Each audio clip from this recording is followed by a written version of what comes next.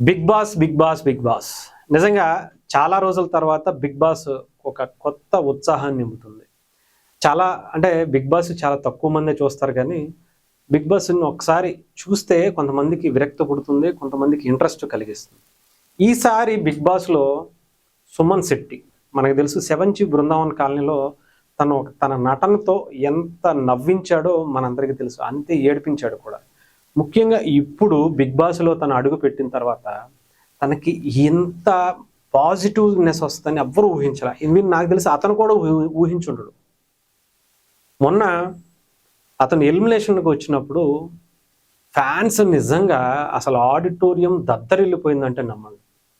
అతను సేఫ్ అయ్యాడు అని తెలిసిన విన్న ఆ మాట నాగార్జున గారు చెప్పగానే ఆయన ఎంత హ్యాపీగా ఫీల్ అయ్యాడో ఎవరికి తెలియదు కానీ ఆయన ఫ్యాన్స్ అందరూ కూడా మామూలుగా హ్యాపీగా ఫీల్ అవ్వాల. అంటే అతని వ్యక్తిత్వాన్ని చాలా అంటే కల్మషం లేని ఒక వ్యక్తిత్వాన్ని తన ఏదైతే బిగ్ బాస్ షోలో ఏ కెమెరాలో చూసినా కూడా ఏ యాంగిల్లో చూసినా కూడా ఎక్కడో ఒకక్కడ ఏదో ఒక టైంలో బయటపడతాడేమో. అంటే నెగిటివ్నెస్ గానో తన నటిస్తున్నాడనో ఇంకొకటి గానో అనుకుంటే కానీ అవి ఎక్కడా కూడా ఏ పక్కన కూడా ఏ కోసాన కూడా తనలో కనిపించలే. చాలా ఏదో ఒక అమాయకంగా ఒక మంచి వ్యక్తిగా తను ఎవరి మెప్పు కోసమో లేదంటే బిగ్ బాస్ చూస్తున్నాడనో కెమెరాలు ఉన్నాయనో లేదంటే నన్ను ప్రజలు గెలిపించాలనో ఏదో నటించినట్టుగా అనిపించాల. చాలా జెన్యూన్ పర్సన్గా అనిపించాడు.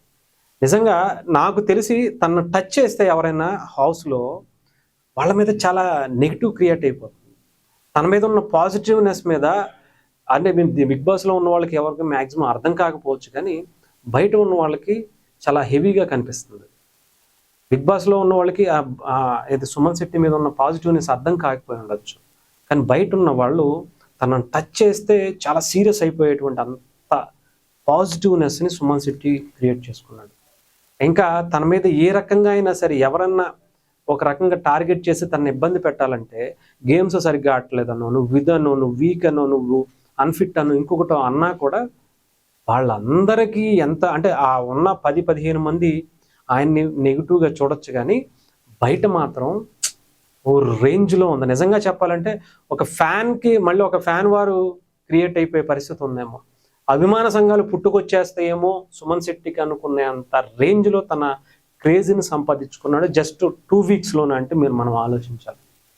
అంటే వ్యక్తిత్వ పరంగా వ్యక్తిగా తను నడుచుకునే నడవడిక తను చేసేటువంటి జర్నీ బిగ్ బాస్లో చూపించేటువంటి తన రియల్ ప్రస్థానం అంతా కూడా చాలా జెన్యూన్గా అనిపిస్తుంది. సో నాకు తెలిసి చాలామంది మనసుకి టచ్ అవుతుంది.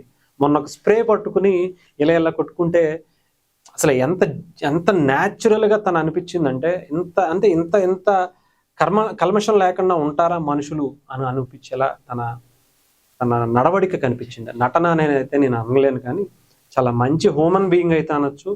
మంచి పేరు అయితే వస్తుంది. నాకు తెలిసి టాప్ కంటెస్టెంట్లో అక్కడ ఉన్న వాళ్ళు ఎన్ని రకాలుగా ఎలిమినేట్ చేద్దాం అనుకున్నా కూడా వాళ్ళే ఎలిమినేట్ అయిపోతారు తప్ప సుమన్ శెట్టిని టచ్ చేస్తే చాలు వాళ్ళ పని అక్కడతోనే ఆ వీకే బయటకు వచ్చేసేటువంటి పరిస్థితి వస్తుంది. ఇంకొకటి తనని ఈసారి మ్యాక్సిమం బయటకు అక్కడ అభిమానులు బయట ఉన్న అభిమానులందరూ కూడా ఫైనల్ వరకు తీసుకెళ్లేటువంటి పరిస్థితి కనిపిస్తుంది. తనని మ్యాక్సిమం బిగ్ బాస్ కంటెస్టెంట్లు ఎవరైతే లోపల ఉన్నారో వాళ్ళు సుమన్ శెట్టిని టచ్ చేయకుండా ఉంటే వాళ్ళు కూడా సేఫ్ అయినట్టే. తనకి ఎంత క్లోజ్గా ఉంటే వాళ్ళు అంత బతికిపోయినట్టే, వాళ్ళు అన్ని వారాలు కంటిన్యూ చేసినట్టే అనుకోవాలి.